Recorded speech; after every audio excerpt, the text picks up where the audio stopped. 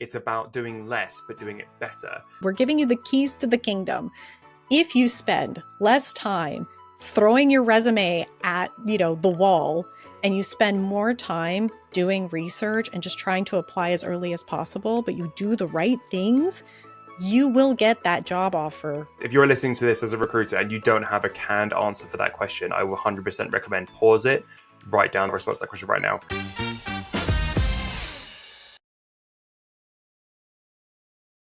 Hello and welcome to another episode of the Open to Work podcast. We are coming to you on Mondays, our new time slot that we are recording in, so we can set up your week right with useful and impactful advice from recruiting and HR leaders from around the world. And this week, we've got an amazing episode lined up with Farah Shaghi, former incredible recruiter and current incredible coach. Farah, welcome to the podcast. Hi, Matthew. Thank you so much for having me. Happy to be here. My genuine pleasure. We've known each other on the LinkedIn-osphere for a little bit of time. We've recorded another podcast together already, so we know each other a little bit. But now it's my turn to play host. And so thank you for having me and welcome. Thanks. So why don't we start off with a little introduction, as we do, and as you did on your podcast, and I will do on mine. Tell me about yourself. Thanks, Matthew. Happy to tell you about myself. So a little bit about myself. I've spent about over a decade working in technical recruitment across companies like Google, Lyft, Uber, and TikTok. I was employed full-time at these companies there. And during my time in recruiting, I think I've probably recruited across every single function, obviously mostly engineering, but also product management, marketing, design, and leadership roles. And I am an engineer by trade. So my undergraduate degree is in computer science. So that engineering background has really helped me in my recruiting, which has been, really fun. But beyond recruiting, right now, I am coaching job seekers, helping people with their resumes, navigating job search, preparing for interviews, whether it's for recruiters or the interviews with the hiring managers, helping them through the entire process from even before they apply to jobs to, after they negotiate their offer.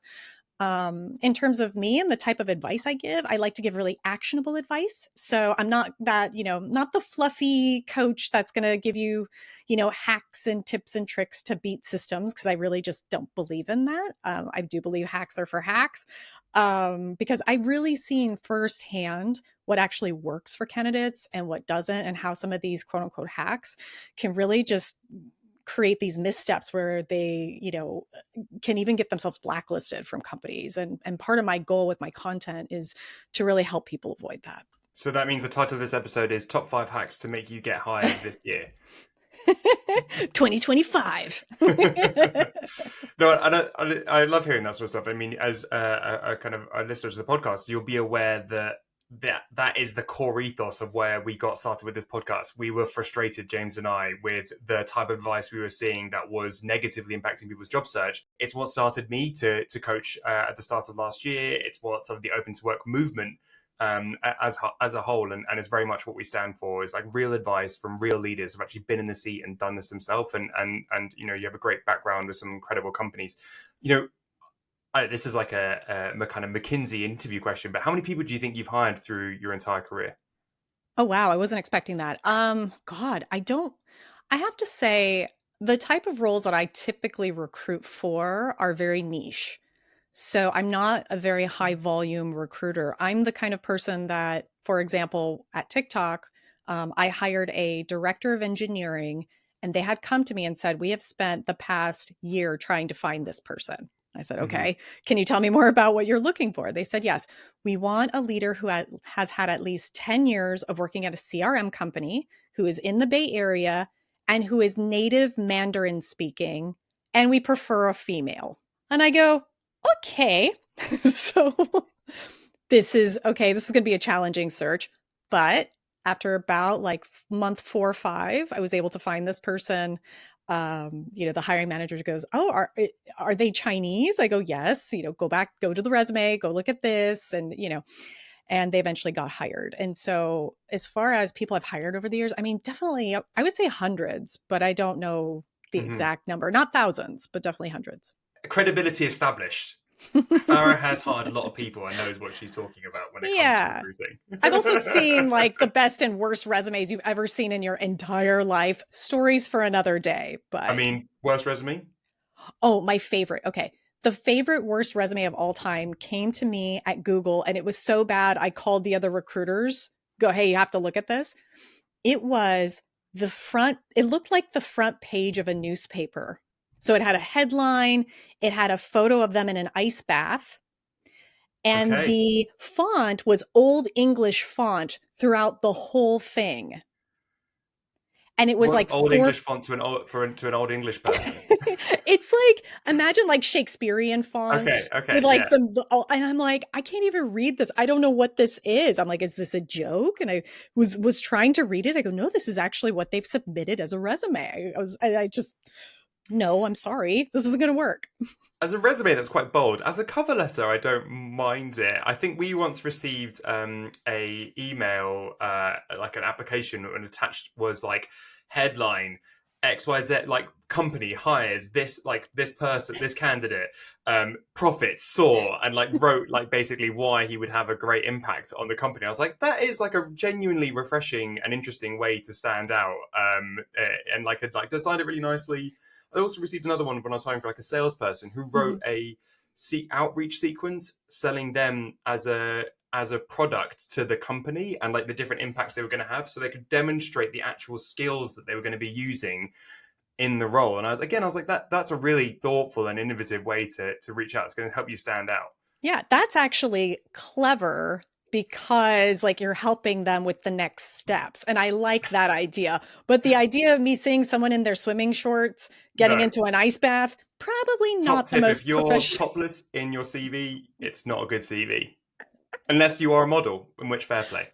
Exactly. Fair play. Okay, moving on. So one of the topics I wanted to bring to talk about today is interviewing, and I think we've covered this topic obviously in the podcast before, but again, I think it's always worth revisiting because especially with different perspectives, and you worked across so many different types of businesses at different types of scale that I thought this could be a really nice topic for us to get into.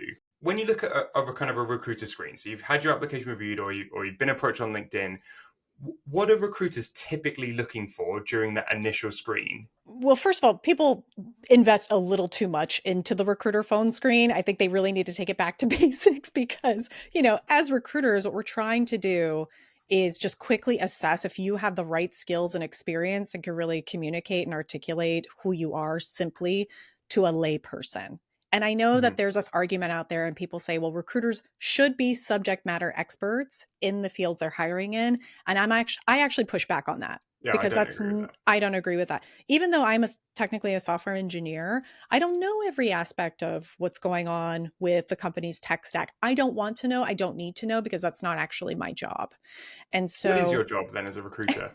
as a recruiter, I think it's partially, project management, partially therapist. There's a lot of psychology Mm, involved and also selling because we have to use our consultative selling skills in order to understand what's going on the candidate side, what's going on the hiring manager or interviewer yeah. side. Because what we have to do is, yes, we have to sell to the candidates. We also have to sell to the hiring managers because oftentimes people don't want to look at themselves in the mirror Hmm. to really self evaluate themselves. And so being able to ask the right questions to be able to get people to self reflect, I think is a Yeah. key core skill recruiters should have. I could dive into that topic for hours, but coming back to where we started, really a recruiter is not going to have the in-depth knowledge level of a hiring manager for almost unless they are hiring a recruiter role. Correct. Let's say they might have a slight area of specialism that Hmm. they like software engineering where they might be able to ask a couple of deeper level questions, but the reality is there's going to be a limit to their knowledge of any given role at any given time. And to E- your point, how I think I've used before, the role of a recruiter is to know a lot of things a little bit. exactly. Exactly. And so when you're answering the question, tell me about yourself to a recruiter, that answer should be 2 to 3 minutes long Hmm. tops. Nothing annoys me more than when I ask that question and 20 minutes into a 30-minute conversation, I 100%. cannot stop the candidate from talking. I Yeah. have literally had to badger candidates at some point after maybe like 5, 10 minutes and say, listen, I know you're reading a script. I know you're just reading your resume. Please stop. I have that Yeah. information in front of me. I'm asking you to tell me about yourself from the perspective of why are you a good fit for this position you're interviewing for? Yeah. And that's where people really make the worst mistake, because the reason why answering the question, tell me about yourself, is so important is that this is either going to be a platform that you can use to trampoline and jump up from, or it's a cliff that you're going to dive off from and go down. Hmm. Because if you answer it incorrectly, you're already starting on a low that you have to, struggle to climb up from. Yeah. But if you answer it correctly by, again, positioning yourself as the right fit for that position, by not being selfish and just saying, oh, look, I'm a shiny, pretty diamond. Look how pretty I am. Like, you're making all of these assumptions because you didn't do your research to figure out what these people are actually looking for. And maybe the hiring manager is looking for a ruby and not a diamond. And now that's the picture Totally. you've painted. The, Now you're stuck with it. it's like going into a car and selling someone a convertible when they're actually looking for an SUV. Exactly. And Exactly. what you really should be saying is, here's all the different cars we have. And that is a classic. And honestly, I can categorically tell you, if you have spoken for 5 minutes, more than 5 minutes as a candidate within the first five, like 7 minutes, you've Mhm. probably gone too far and you've probably overstepped. It's very, very rare that someone is able to so succinctly and capably summarize their capabilities without me even asking them a question, that like it happens maybe once every 100 times that someone is able to really impress me from their tell me about yourself, and that goes on for more than 5 minutes. I'm like, well, you just absolutely covered everything I need to cover here. That was incredible. I have a client who is a director of marketing, senior director of marketing, and he's one of my long-term clients. So he's one of my VIP clients, and so I was coaching him on how to answer this question. Tell me about Hmm. yourself. And he stopped because I gave him a framework, and he stopped and he goes, "This makes so much sense." I go, "Yeah, this isn't brain surgery. Like, it's really not that hard. It's a sale where you have to remember what that person's priorities are." So a recruiter's priorities, as you know, Matthew, are offer extends and offer accepts and time to hire, right? These are things that are important to a recruiter. So you as a candidate have to understand that the recruiter wants to make this hire as quickly as possible and for you to accept. That's what they care about. So just give them the information that they're looking for so that way they can move you quickly through the Yeah. process. This form, you say you have this structure, and without kind of giving away too much free advice from your Mhm. services here, what would you say that kind of a good structure to a tell me about yourself question would be? Definitely just give the recruiter what they're looking for. Tell them why your past experience is a match to the job requirements that are written in the job description. Hmm. If you can do that simply and succinctly, then you have accomplished answering the question, tell me about yourself, in an effective way. That once you've done that, then the recruiter will go, oh, great, this person knows exactly what I'm looking for. And the rest of the interview will be super, super easy. And Hmm. more likely you will move forward in the interview process. Yeah. And remember, like on the other side of it, like recruiters are going, I need to make a really, like they'll only progress 4 to 6 candidates maybe to a hiring manager, and they want to be really confident because they're also measured on that pass through rate in some businesses as well. Like how many, basically what that means is how many can CVs that you submit to the hiring manager are accepted, or how many people out of the 8 people you interview do you then progress through to the hiring manager interview stage. And for a productive recruiting business, that should be more than 50%. Yes. And so they want to be really confident that A, you're it's clear in your application that you're aligned to the skills they're looking for, but B, in that interview, that it's a very easy decision for them, and you're really clearly aligned at size and scale. What other kind of things could I expect, and how should I prepare for as a candidate in the recruiter interview? So the recruiter will likely ask, where else are you interviewing and where are Hmm. you in the interview process? Do not be afraid to answer that question. If you're in final rounds with a company, don't tell them. Just tell them you're in the process. You don't have to tell them Yeah, where you are in the agreed. process. Because if you tell them you're in final stages, they may postpone your candidacy because you're Until you likely find to out. accept, yeah, another company's offer. And remember, recruiters are incentivized on offer extends, offer accepts. So if you're not going to accept, why should they move you forward? What else should I expect? So if a recruiter asks, what's your compensation? Like what is it that you're looking for? First of all, again, do all the research that you possibly can before you even have a recruiter screen. go on salary.com, go on levels.fyi, like try to see what a compensation range is for this position if it's not listed in the job description. Mhm. So what I would do, because this is what I coach on, is I tell my candidates to deflect and turn the question back around and say, I have done some research on your company and on other similar companies that have similar roles to this. However, I know that these numbers can fluctuate and change. So can you please tell me what the compensation range is for this position? And if it's possible, can you tell me what an average offer could potentially look like for this role? Yeah, I completely agree. Start with what is the band that you've got established for this role? Because they will definitely have a band unless Yeah. it's like a brand new role they're going to market and then they're benchmarking with the market. That's one of the few scenarios where they may not have the data available. If they're a startup, maybe, Mhm. but very rarely are they going to not have a band for the role.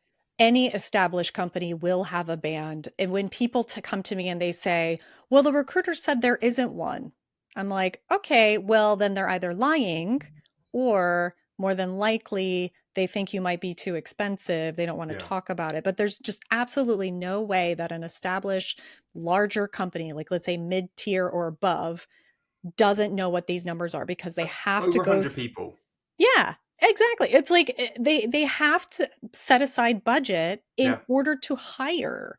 There's no way they can't tell you this. If a recruiter's not telling you this and you've asked a few times, run. Something's wrong. Something is Mhm. off.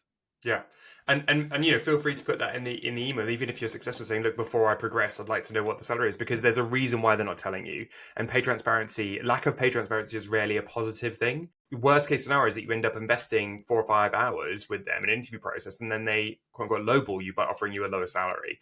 We are so excited to be sponsored by HireGuide.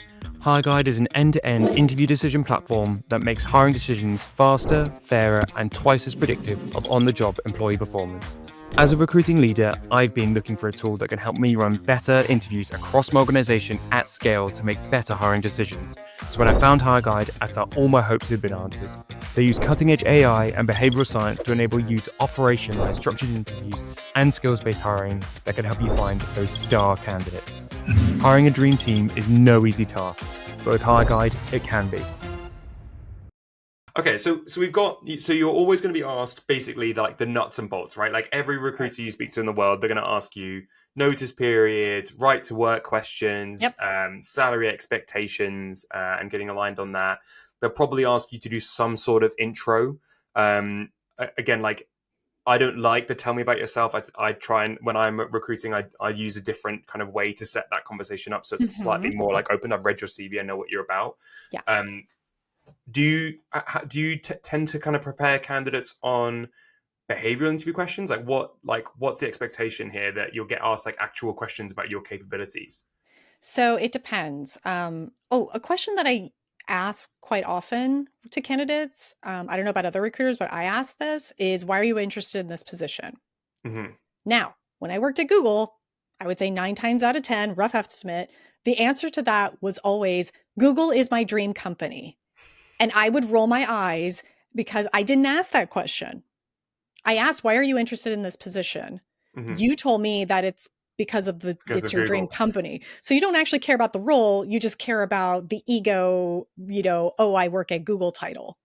It's such an interesting nuance, actually, and it comes up a lot. Like I will, when I go through like a recruiter screen, I'll often say, "Is there any questions about the business specifically that I can answer for you?" Mhm. Or like I will like to that point, right? Like, or is there anything? And I don't want to hear about. I actually don't want to ask questions about the position. I'll get to that in a second. I want to hear their level of understanding of what we do, Yeah. and therefore their ability to ask a question about like our position, our offering, our competitor market, like our revenue. Like I haven't told them any information about the business at that point. It's like I've Mhm. assumed you've done some research. What questions do you have for me? And if you don't have any questions about the company and the product and what they do, that is like a little yellow flag for me. It's not a rule breaker, but Same. candidates who do have specific business metric questions for me tend to stand out and rise to the top. And then of course, I'll go into the role when I talk to you about the position, but I want to see that you understand and know our business, and sometimes explicitly ask you to describe what our business does and how we make money.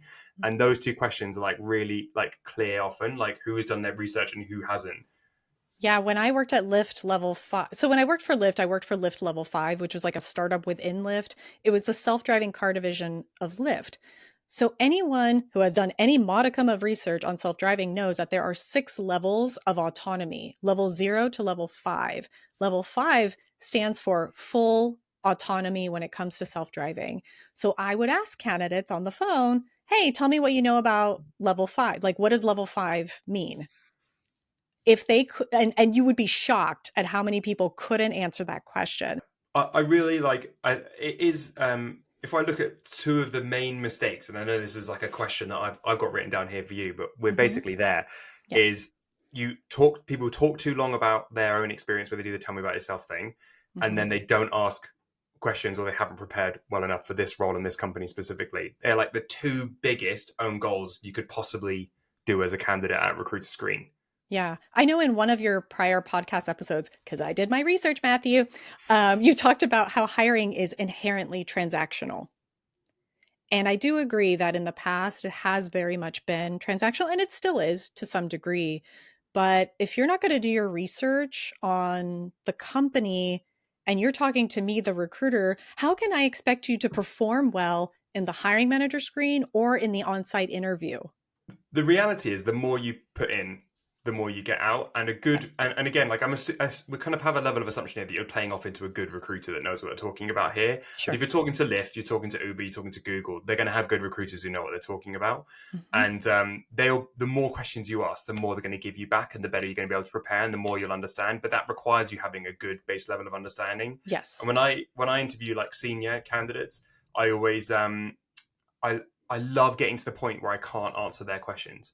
Like I'm a Mm, recruiter. I don't know everything. If you reach the peak of like everything I know about this topic, that's a good sign sure. that you know what you're talking about because I don't. And if I can answer your questions, that means that you haven't asked me enough questions.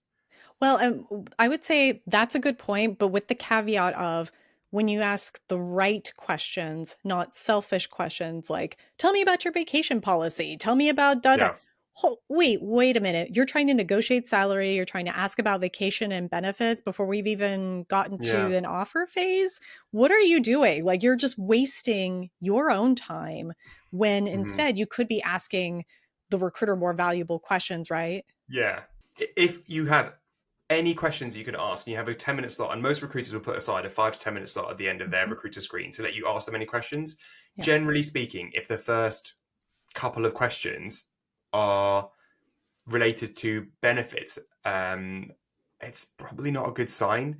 And so, again, like I know these are important questions, and you do have a right to ask them 100%. You have a full right to know everything about your package.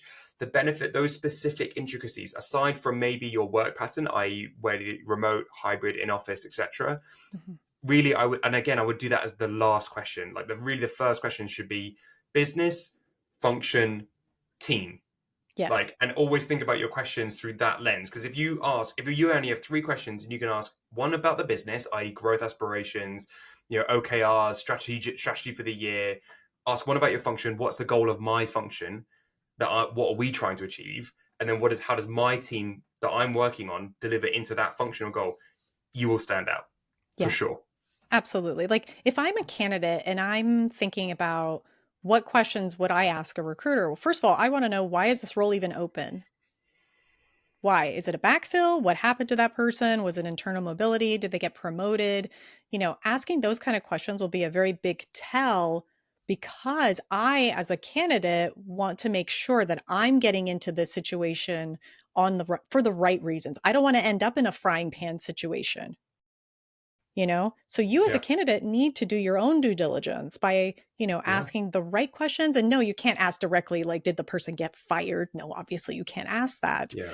I know, as much as you want to, but like when you start to pick up on people's tonality and like pauses and when they're answering questions, you'll pick up a lot of nuances that will tell you more than their direct words.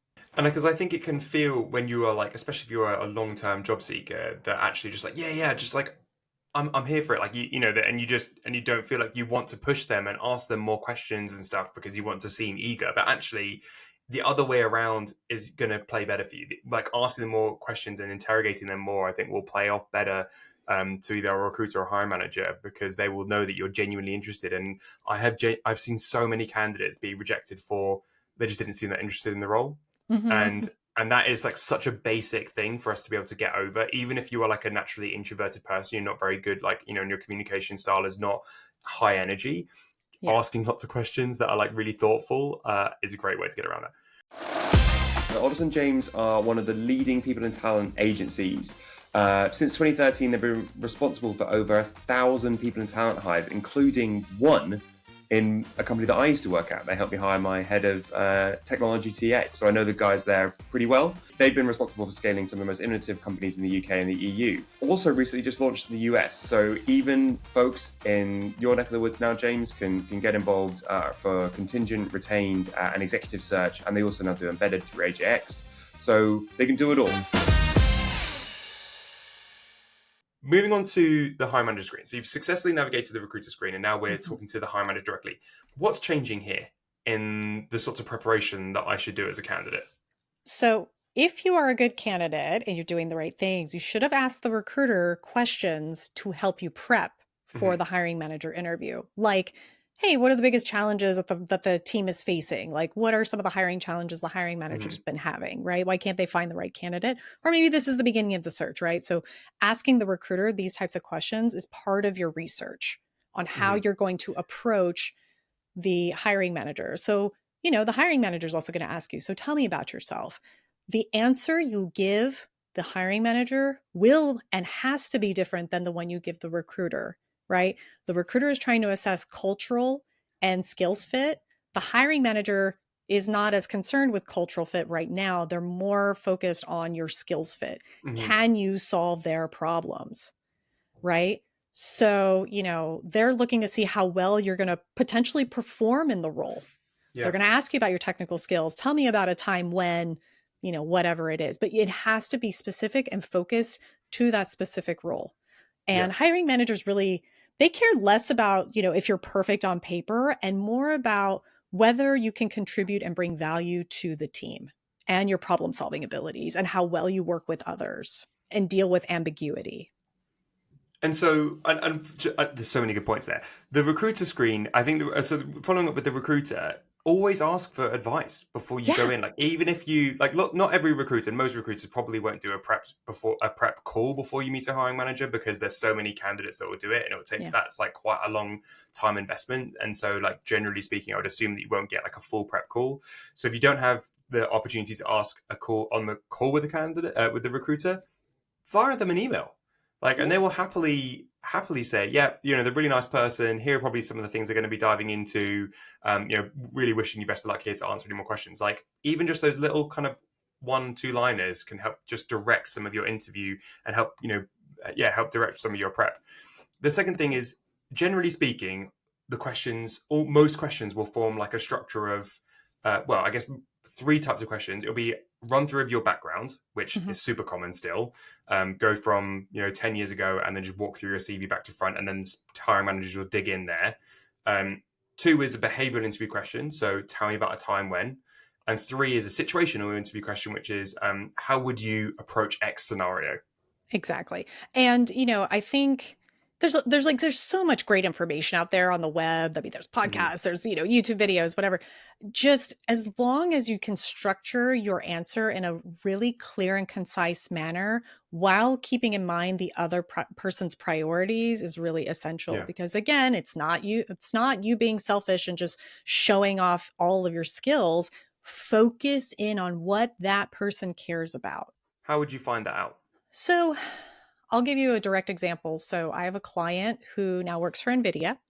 And at the time, he was at another company and he really wanted to work at this company. If he's listening, hey, he might be. He doesn't need to anymore. He doesn't need to anymore, but he's great. So while we were working together, he got an interview. And so I prepped him for this.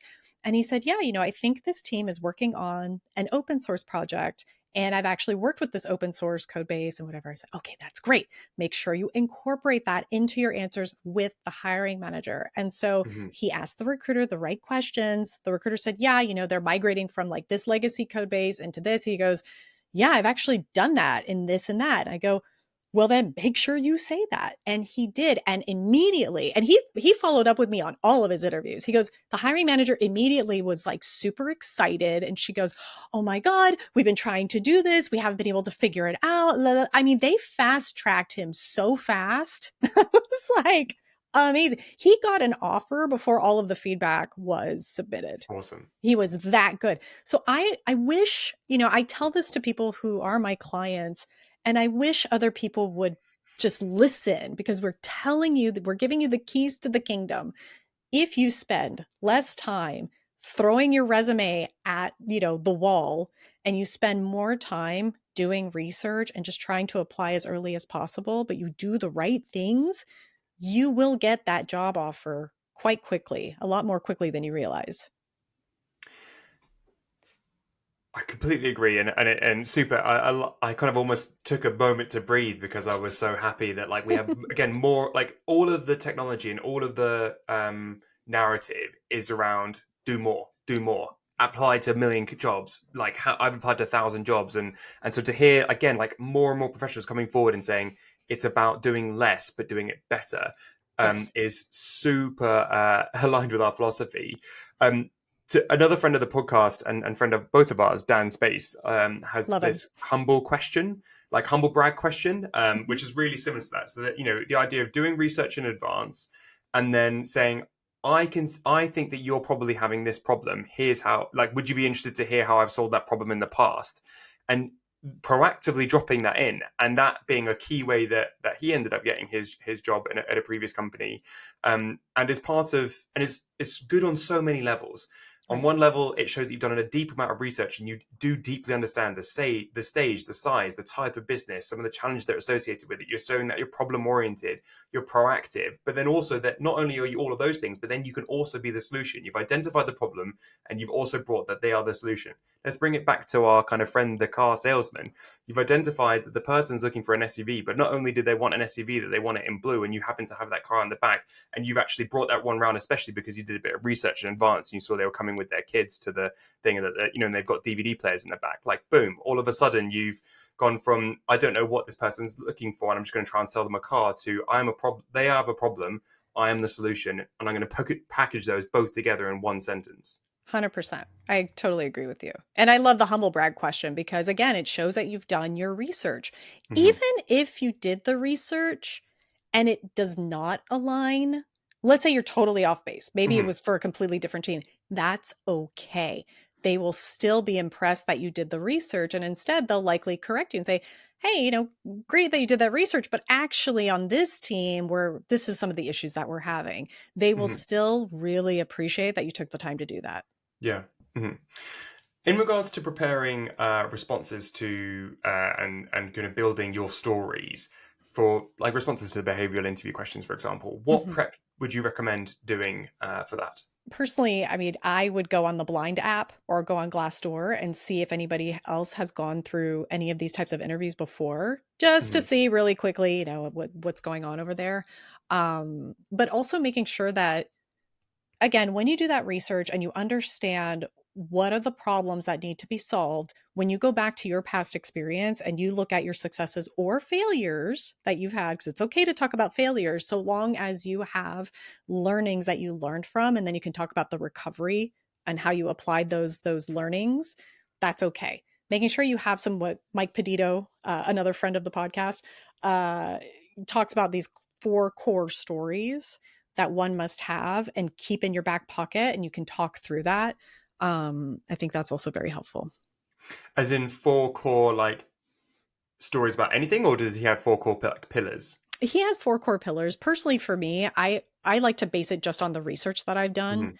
Mm-hmm. As I'm having conversations with the recruiter, with the hiring manager, looking at the job description, reading the news, also checking to see if the hiring manager has potentially made any posts recently. That will also give you a lot of clues.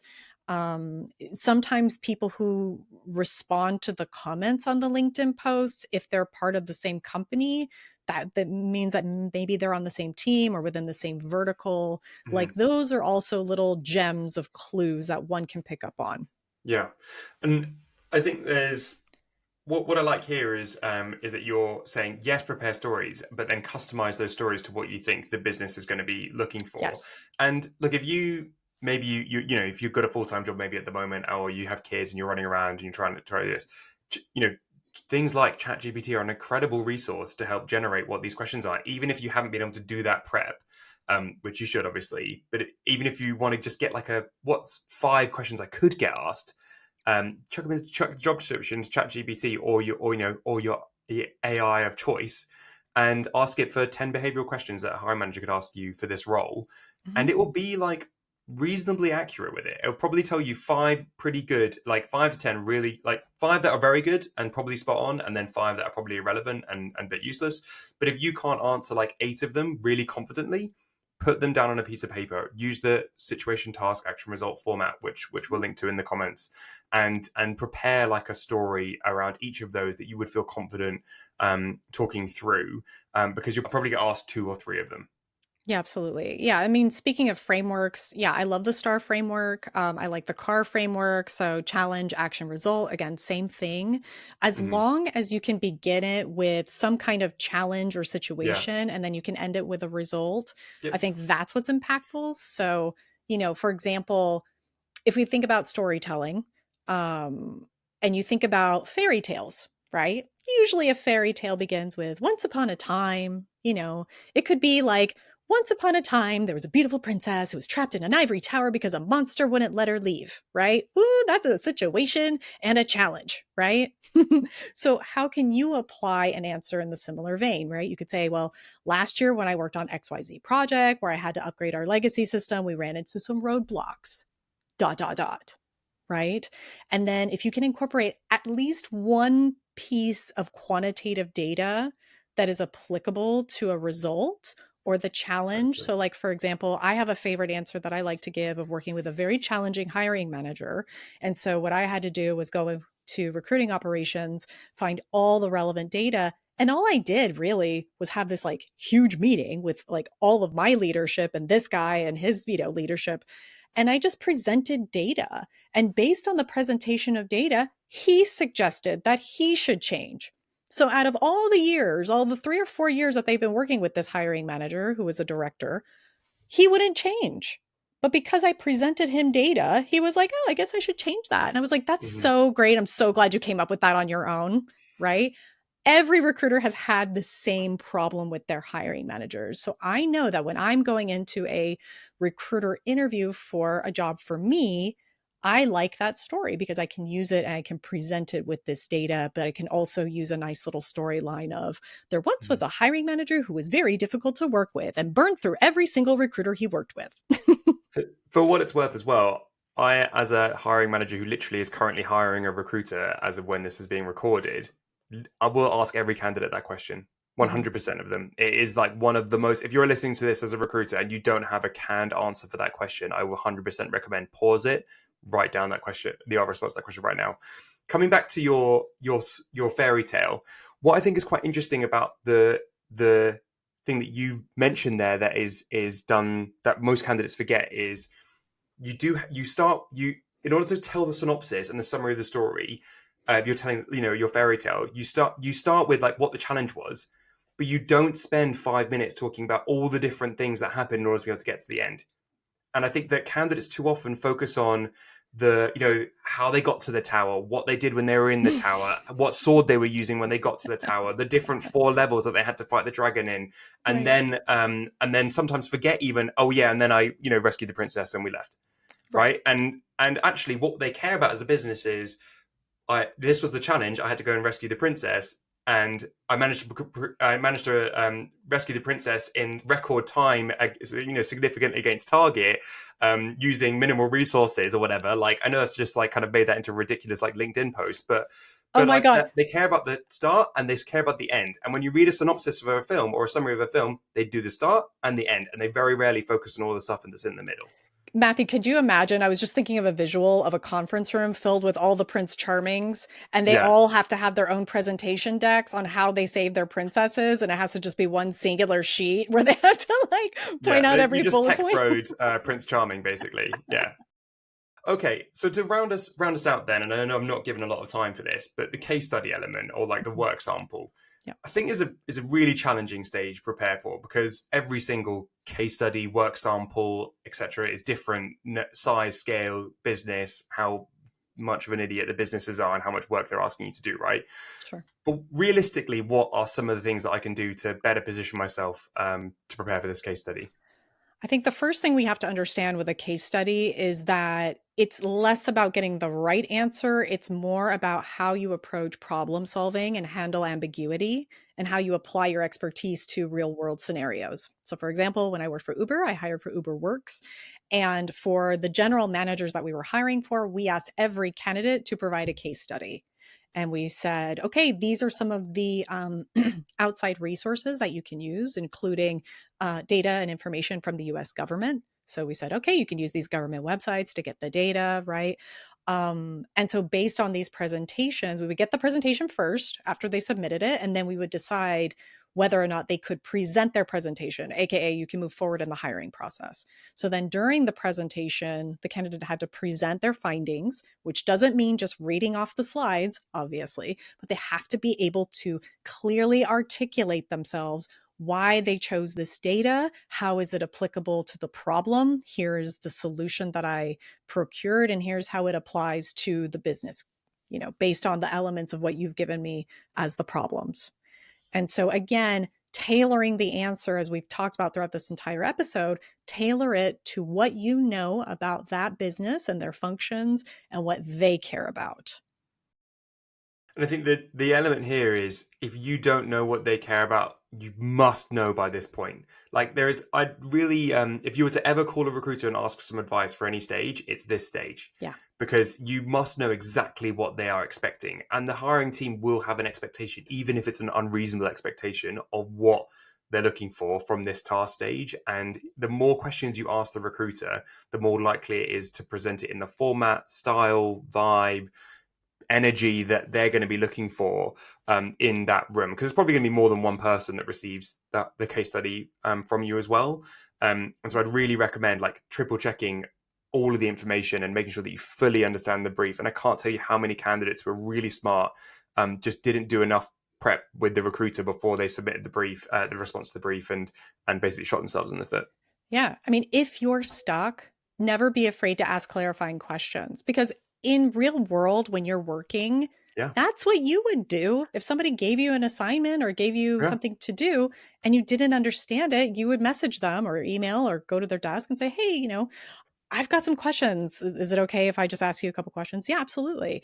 And a good recruiter will take the time to be Yeah. able to answer those questions for you. And they are actively incentivized at this point. Maybe if you've done the recruiter screen, like and hiring manager stuff like that, you're like one of many. At this stage, you're one of few. And so spending like 10, 15 minutes of you has a disproportionately large impact on those offer accept, offer, delivered metrics that they're being measured on. And so at this point, you have total, and also because you're about to spend 4 or 5 hours of your time, most likely, in preparing it, there is an understanding that if you have questions, then like you deserve to get responses at this stage because they'll be more set up for success. Absolutely. The last kind of piece of advice I would say for case studies, maybe there's two that kind of stand to mind, is like be don't talk in hypotheticals. Um, Too many times I think we can sometimes get lost of like, here's how I would approach this sort of thing, and that you end up presenting like your strategy rather than the actual thing, even if it requires you making up tons of numbers that you just like from scratch. That is to show that you actually understand what you're talking about, and ideally it's contextualized to what you think the business is going through, obviously, but use try and show what you're talking about as well as telling them what you're talking about, if that makes sense. Like Mhm. actually do the work rather than just saying this is how I would approach this sort of thing and this is the sort of data that I might use. Just actually use the data and show them how you would do it in an example, even if the example is wrong, and ideally it's tailored to that business. If I remember back to the case study that got me my current job, I made up a ton of data because I didn't have access to it, and I used that data to prove that I could do the workings out of how I would actually navigate this scenario if it was a real world problem they were dealing with based on rough data that I thought the business would be going through, and that was fine. But it showed more than it told them, if that makes sense. Absolutely. I remember I did a case study for a recruiting position with a very popular food delivery company that I won't mention, but it wasn't related to Uber. I remember getting the case, and this was after we had done the on site interviews. So all the interviews were completed, and they wanted to do one last presentation, and it was around. If you have a candidate that has an offer from another company, how would you basically beat the other company? And I forgot the actual language, but it was very, very harsh. And Hmm. I was like, I sat there and I Red thought, flag. yeah, I sat there and I thought, I don't want to end up in a frying pan situation. If this is how they approach hiring and they feel that they have to win against other companies, this is not my ethos. So what I decided to do was just say, you know what, not worth it for me, but I'm going to do the presentation, but I'm going to do it my way. And so what I did was I basically told them, it's like, look, I understand the problems that you gave me. I don't agree with it. Here's why. And I said, salary negotiating and closing a candidate begins before I even have a conversation with the candidate. When I Yeah. have an initial conversation in my recruiter phone screen, I'm already asking questions at the very beginning to really determine what are their priorities, what is it that they're looking for.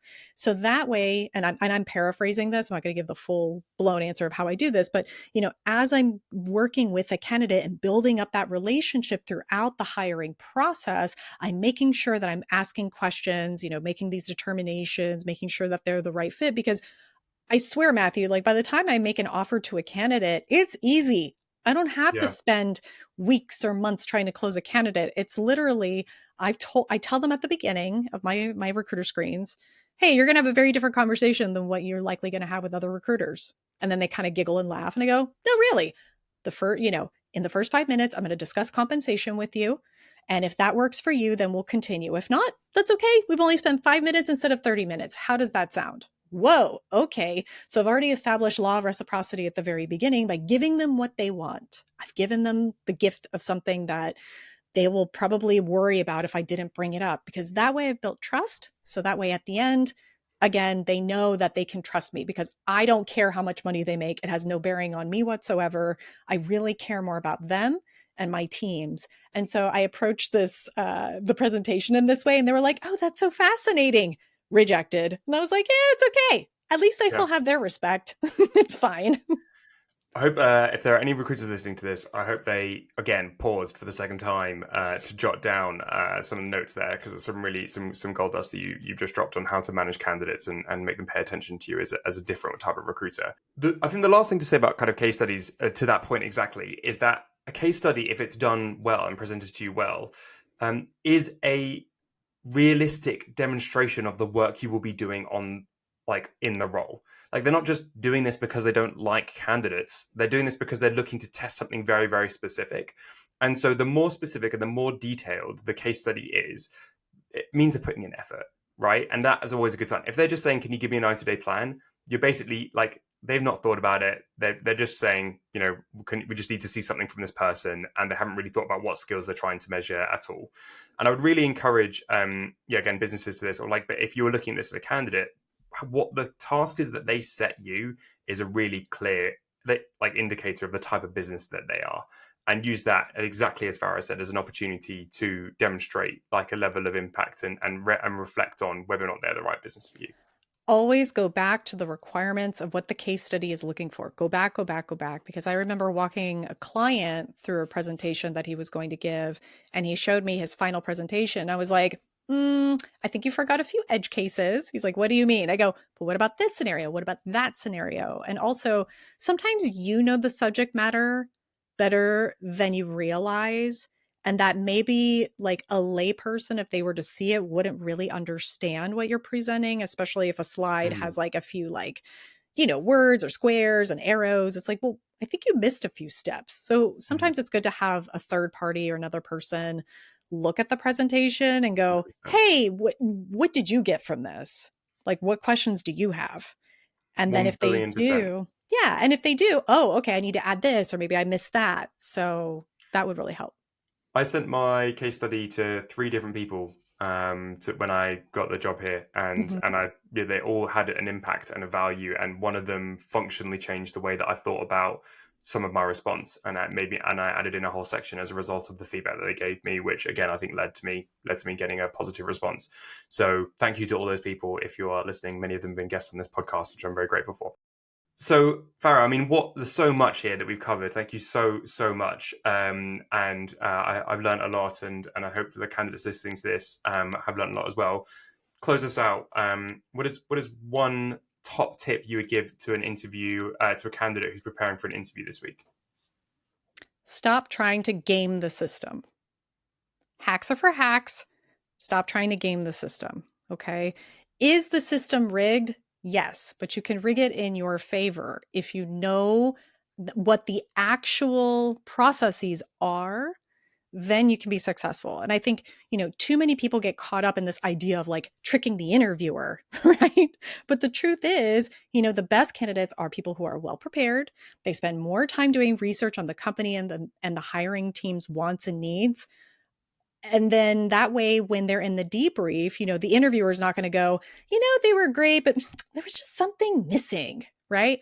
I don't know about you, Matthew, but how many times have we been in debriefs and the interviewer was like, yeah, they were saying all this stuff, but like, there was just something missing. And those missing pieces are because you didn't do enough research. So stop with the hacks. It's not going to work. If you do the things that we're telling you to do, which, yes, it takes a lot of work on the front end, but I promise you, you'll go through the process a lot faster than you even realize. Fantastic. Farah, where can people find you if they would like to hear more from you? You can find me on all sorts of places. YouTube is where I provide a lot more in-depth information with my long-form videos. You can find me at my name, Farah Shargi, Farah with one R, not two. I'm also on LinkedIn, Instagram, TikTok.